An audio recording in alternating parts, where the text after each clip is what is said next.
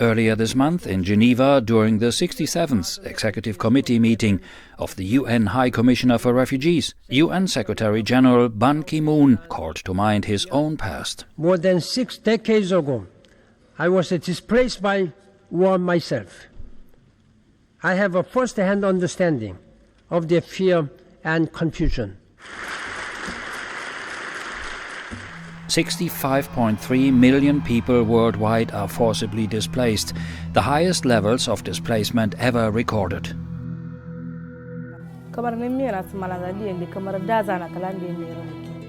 This Nigerian girl displaced by Boko Haram, now in a displacement camp, is one of the 28 million children worldwide forcibly displaced by conflict and violence.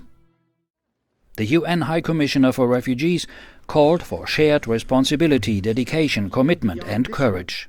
It is therefore time to reach out to the volunteers who have rallied in solidarity as today's crises have unfolded, to the faith-based organizations and religious leaders setting an example through humility, compassion and practical action. Sofia, 17, fled from El Salvador because her hometown was overrun by gangs. She tried to migrate through Mexico to the US to reunite with her mother, who left 3 years ago. She was caught by Mexican authorities and now held for detention. The Holy See emphasized that the rights of refugees continue to be violated. My delegation believes that it would make all the difference if the existing rights of refugees were guaranteed with additional economic and financial investments and especially political will. Then refugees would become agents of development, even in their host country, and not just recipients of aid or merely tolerated guests.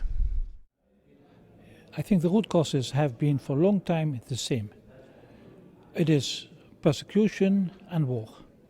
That are persecution because of human rights, then people on an individual basis are leaving their country.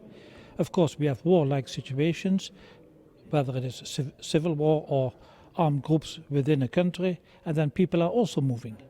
This is being triggered by also arms trade, because if fighting groups don't get the arms, they cannot fight after some time. But still they are provided with arms.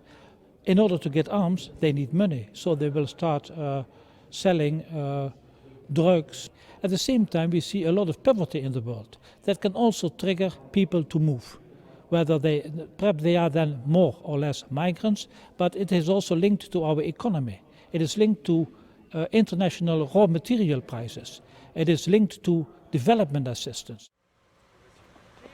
During this, his final visit to the UN Geneva as Secretary-General, Ban Ki-moon planted a ginkgo sapling from a tree in Hiroshima. Some say that ginkgo is a symbol of unity of opposites.